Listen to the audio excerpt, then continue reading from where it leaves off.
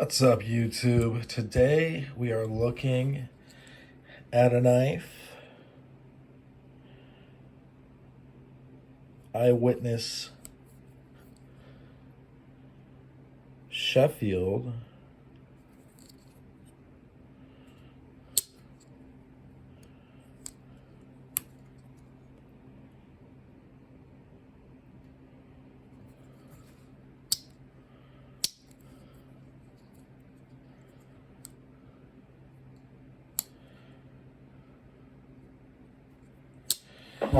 And Stag, obviously.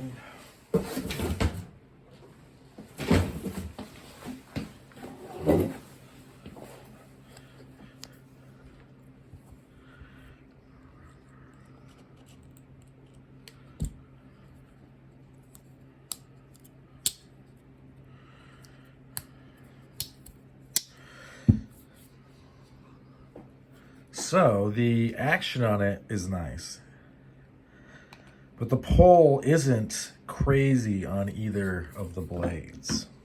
God damn it. Alright, I got it. Like this one, that's some serious pull.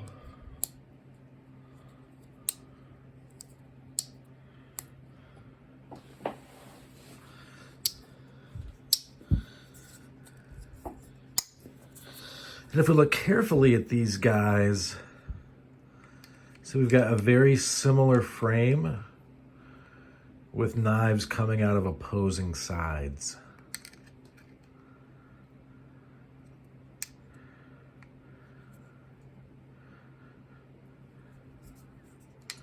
See how they're the same frame? It's almost like a swayback, just not as pronounced.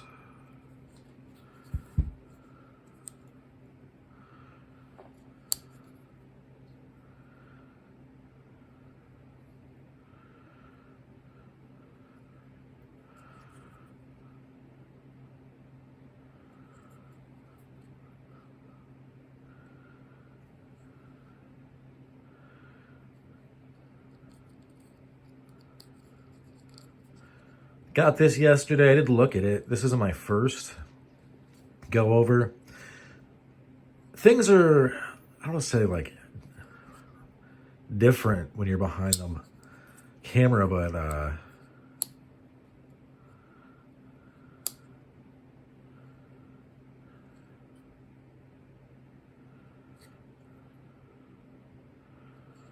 I got this for a solid price off the bay.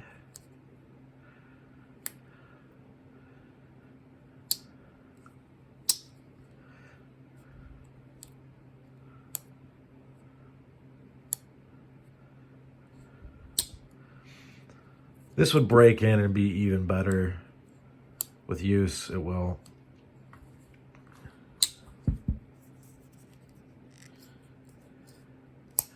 I'm getting better at opening this pinching. Why have pulls that aren't nail breakers? I'm not trying to be a jerk, but old people really can't hang.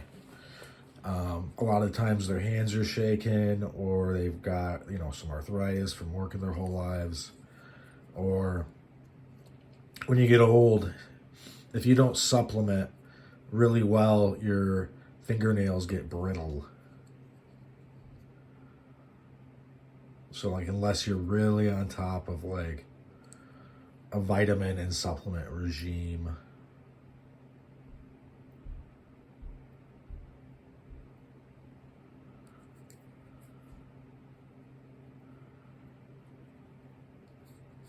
or regimen.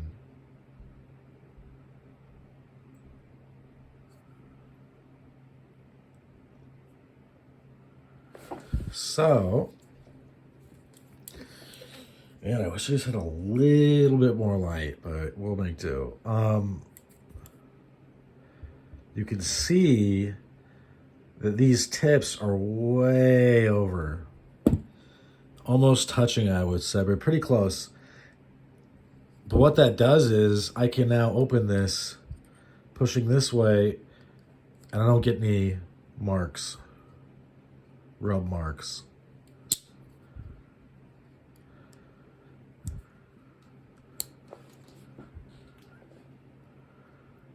The tips are different in that this is pretty pointy, more acute. This is more snubbed, which is better. I don't know. They're just kind of different styles of the same thing. This obviously has no half stops. This does. I really like the strength of the secondary pin blade. Because honestly, I do, although I really do like the one bladed pieces.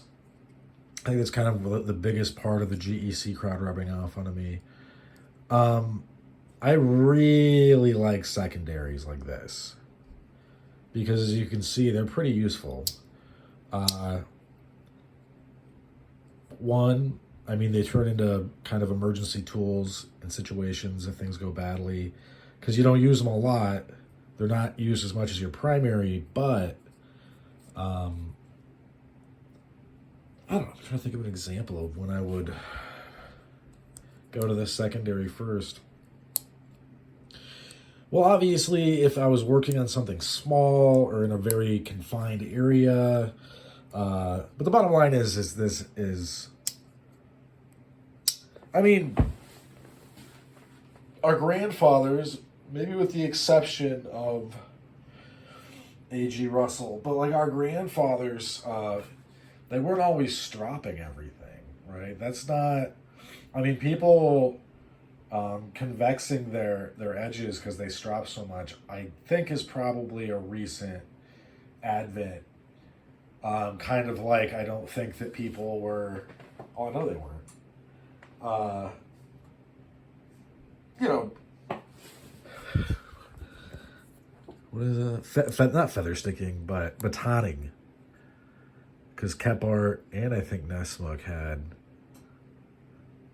hatchets. Not that you can't. I'm not. Look. You camp however you want. I'm just saying that, and I'm sure there's working class people or whatever class you are, that are just not really. Even if you're a knife person, even if you really like cutlery and knives and edges, sharpening and blah blah blah blah blah. And I'm kind of turning into this. I don't necessarily want to be constantly, unless it's needed, then I don't mind. I don't care at all. It's not like, oh, I need a super steel so that way I never sharpen. I just don't want to dink around with things that don't need to be dinked around with. I've started using, like, instead of hitting it with the medium grit rods, because I use rod systems for pocket knives and bigger blades. Not that I don't have Japanese stones, wet stones, or splash and go stones as well, because I do. It's just that they're kind of a pain, and it's a lot easier to consistently hit the same angle well and over and over and over with the rods. That's why they're just very ubiquitous. They're going to help you out. I think that for a lot of people, that's why they have trouble sharpening super steel, because you have to keep the form up longer, right? So, consistent pressure, angle, movement, lubrication if you're on a stone and it needs it. But what I've started doing is, after I hit them with the medium grit rods, I usually will then go to the ceramic. Well, they're both ceramic. The higher grit, and I'll use that instead of the strop. I've almost stopped stropping for now. I think that stropping has its place, obviously, but I think that a lot of people are using it way, way too much and convexing an edge. Not that that is necessarily bad, but I find that I like the way the edge feels just straight off the rods, basically. And I think in the future, I'm going to strop, because, you know, strops are there to save your stones, basically. And that's not a euphemism for like naughty appendages or whatever, or not so naughty. That is simply to say that's why they exist, right? They act a lot like stones that aren't stones. But I think that in the future, I'm just going to, you know, if I have limited time and something is getting a little dull, and granted, my definition of that and my litmus for that's going to be way different than a normal person who isn't a savant or some weirdo like super into edges. If I don't have time, if it's getting a little dull, I might strop it just a little bit, but nothing crazy. Otherwise, if I had time, I would just hit it with the stones again. I'm just liking how edges feel off the rod versus not. I don't know if that makes any sense. It maybe was some, but I don't know all. I'm still kind of figuring out where I like the feel of it. But if I'm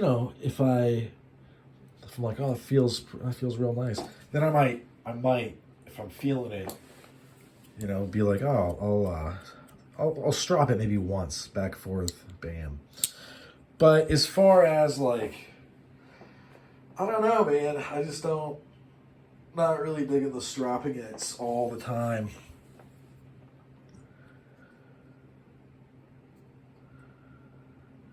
And I get that flies in the face of a lot of people's OCD.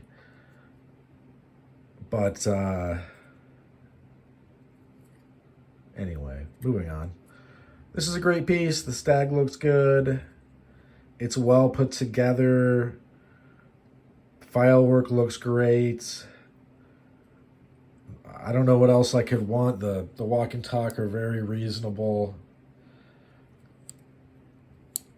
This will break in to even be better, but I like being able to pinch it open. I can do it with this one fairly easily as well, but I got lucky on both of these, and I think it goes to show. And I won't front if it's just that what GEC is putting out right now as far as the patterns, I'm not super wild about them. Not that I wouldn't pick one up if I saw one or whatever, but it's for a good price or whatever. But like, I'm just saying that they're not my favorite. I'll let the people who want them get them. I'm not even trying to.